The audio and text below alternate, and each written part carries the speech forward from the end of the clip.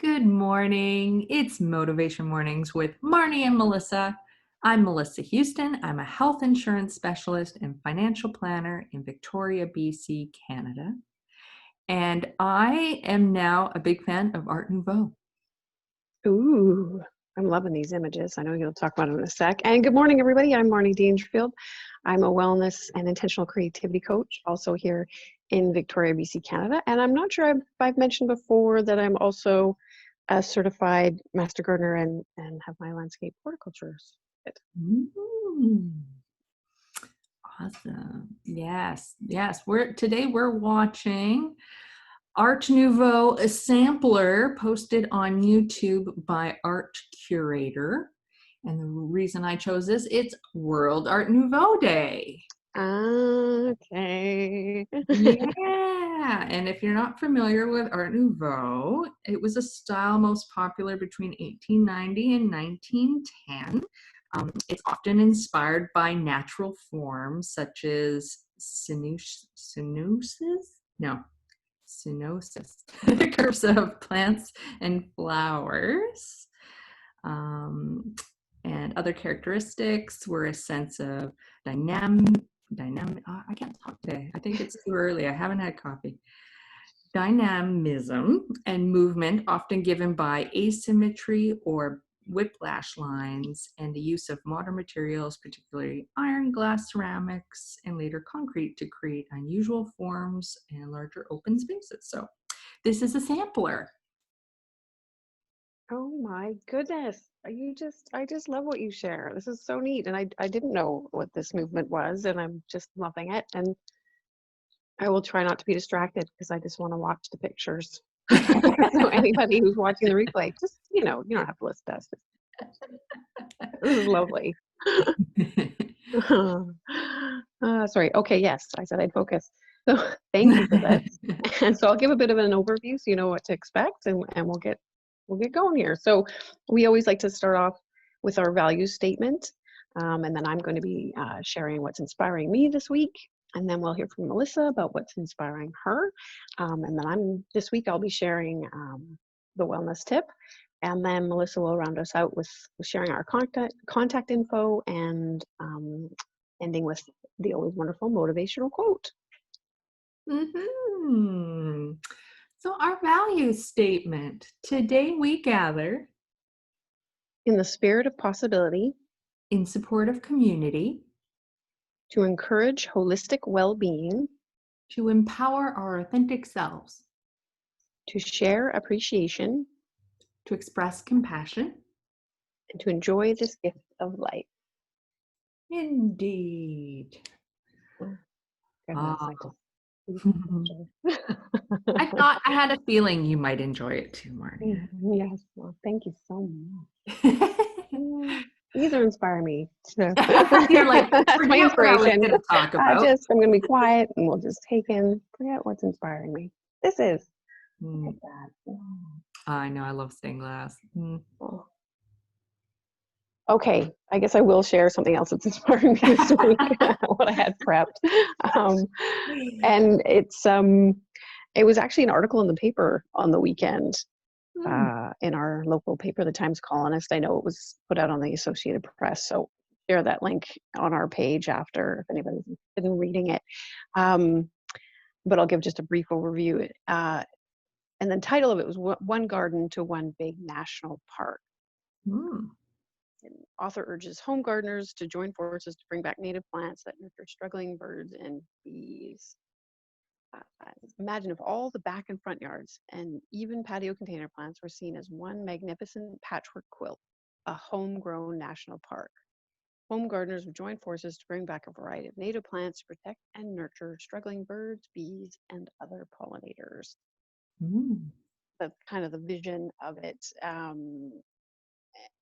And talks about you can do it for free, bit by bit, as a hobby, and if you don't own property, you can help the process in local parks or in gardens or community gardens, or just plant a native species or two in a container on a balcony. So this idea really excites me because I think it's something that's very tangible and doable, and doesn't have to be overwhelming. Like you don't have to rip out your whole landscape. It's just how do you incorporate a couple plant each year and watch it grow. So I got his book and I'm thinking of incorporating this into even the work that I do with my wellness and such, and having it be a part of it. So anyway, this concept and this idea has really lit a fire under me, and he talks about this being a decade of ecological enlightenment, or the age of ecological enlightenment. Just that too, just gets me going. So that this I'm very excited. This is what's inspiring me this week. I love that term, ecological enlightenment. Mm-hmm. And did you say there was a book as well as you mentioned the article? Was there? Yes. So it's based on this book, which will be shared in the link, Nature's Best Hope, a new approach to conservation that starts in your yard, by an ecologist, Doug Talon. Yeah, I love the idea. I think my first question would end up being, where would you go to learn about what is native in your area and what would be most beneficial to the ecological system in your area? I think that would be my first thought of how I want to get involved. What's the information I need in order to do it in the most beneficial way, I guess. Yeah, and that's based on the individual. And so there's resources and there's things that I could help say. We could have a conversation about that. But yes, I see what you're saying. But that's kind of part of the vision is how to get people started and just keep it simple. And what's the bite-sized information, so it's not, because it's just like with anything, you learn as you go along, and you start with something, and then if it piques your interest and you're passionate, then you learn more, right? It's not having to learn everything all at once. It's just one thing to get you started. So yeah, I like it. Yeah, no, and that's a great idea. Just, keep it bite-sized and doable. Yeah, and just slowly grow it at your own pace, but, make progress. That's awesome. Love it. Thanks, Marnie. Positive environmental impacts. Yeah, that's awesome. So my turn. Okay. Yes. I actually just wanted to share, I am being inspired by a client of mine. I spoke with him yesterday. It was his 80th birthday yesterday. And he hasn't had the easiest time. I mean, no one's had an easy time during our COVID isolation.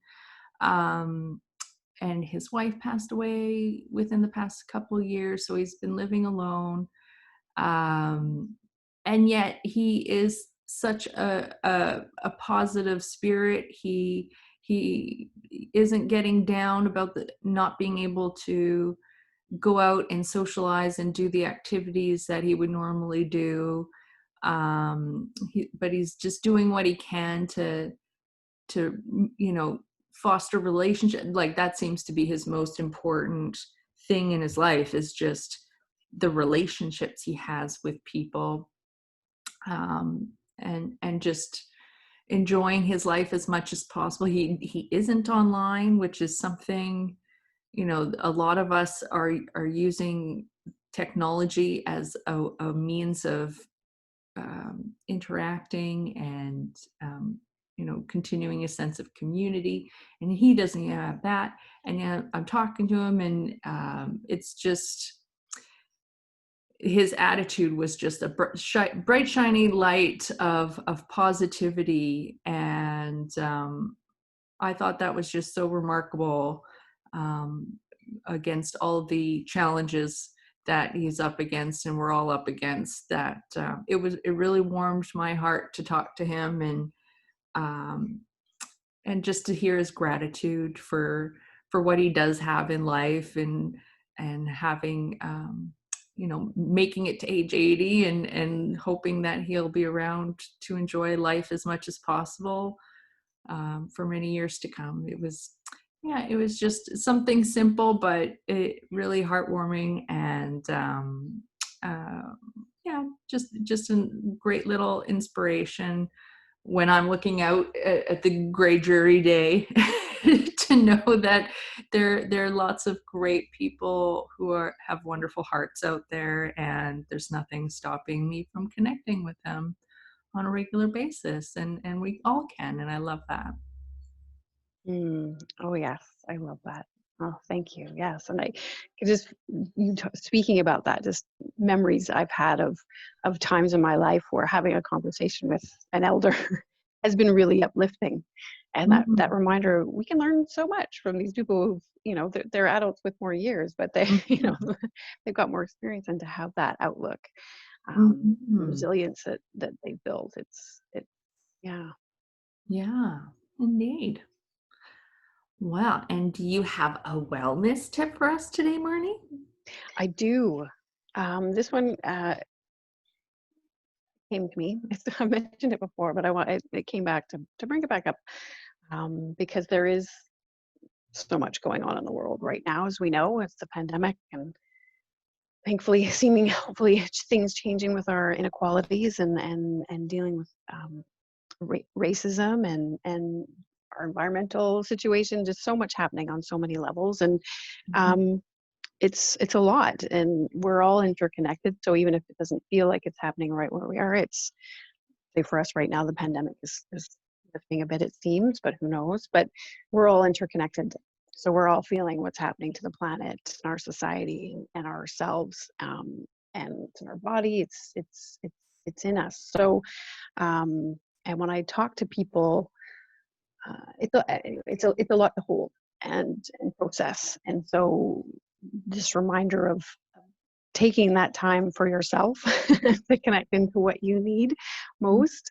Um, I when I talk about sharing things about the importance of moving or creating or meditating or doing something that brings you joy, I often hear back from people like, "Oh yes, you're right. Like I need to do that. I need to make time for that.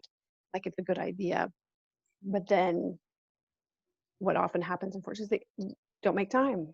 Things get put in the schedule for meetings or these to-do lists and such. But something that doesn't seem to get added to that list is, say, even just 5 minutes out of a whole day, just for you to.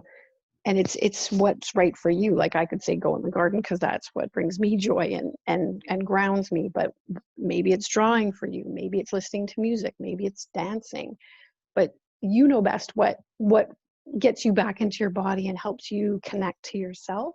Mhm. What if that gets put in to your schedule each day and building that habit? And some days you might have more time and you're able to commit that, but it's just creating that practice, that habit of, this is time I'm carving out for me in my day. And like I said, just starting with that 5 minutes.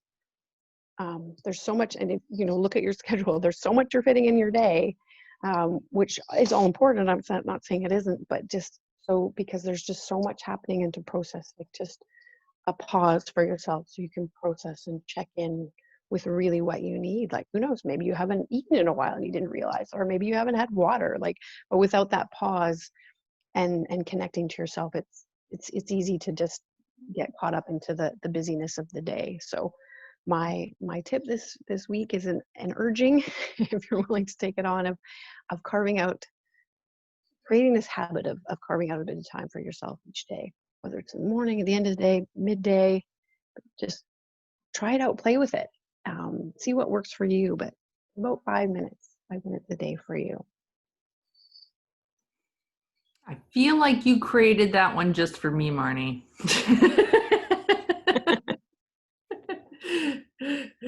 I've been, yeah, filling my schedule with lots of things, but I have to admit it's rare that I am putting something just for my own well-being. So thank you for that tip. I'm going to try and implement that today. Make it, Woohoo! let's see if I can make it a habit. Fabulous.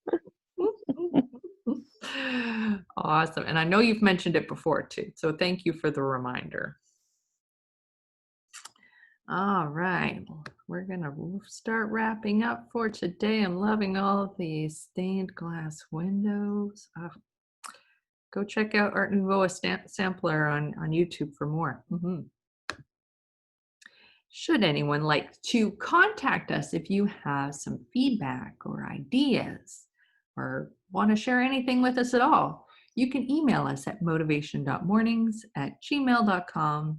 Our Facebook page is with We'll be posting the reminders. Marnie's got event pages up now for each week. So that's a great way to stay reminded about our webcasts on Wednesday mornings. But we also post the recordings for anyone who isn't able to join us live. And in the comments of the recordings, that's where we'll share any resources that we've mentioned. So I'll look forward to seeing Marnie's article that she was mentioning. And our Instagram, motivation_mornings_with_mm. We'll put, again, reminders on there, and then the quote images each week. And then finally, our YouTube channel. That's a great place to subscribe. Again, if you aren't able to join us live weekly, it's a great place to get automatically reminded that we've posted the new webcast, and you are able to watch it at your convenience there. So on to this week's motivational quote. Watch your thoughts. They become words. Watch your words. They become actions. Watch your actions. They become habits. Watch your habits. They become character. Watch your character. It becomes your destiny. By Lao Tzu. I do not know if that image is actually Art Nouveau, but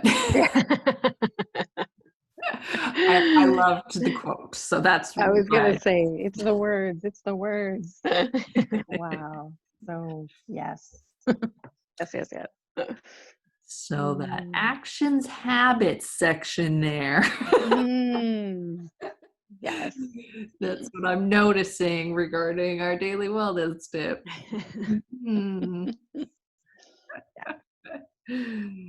Oh, well, thank you so much for everyone. If you are watching the recording of this, I hope you have found some value in it today, that you're feeling a little more inspired and motivated. And next week, we will be skipping next week. I actually have another engagement that I need to attend to. So we'll be back in 2 weeks, which is...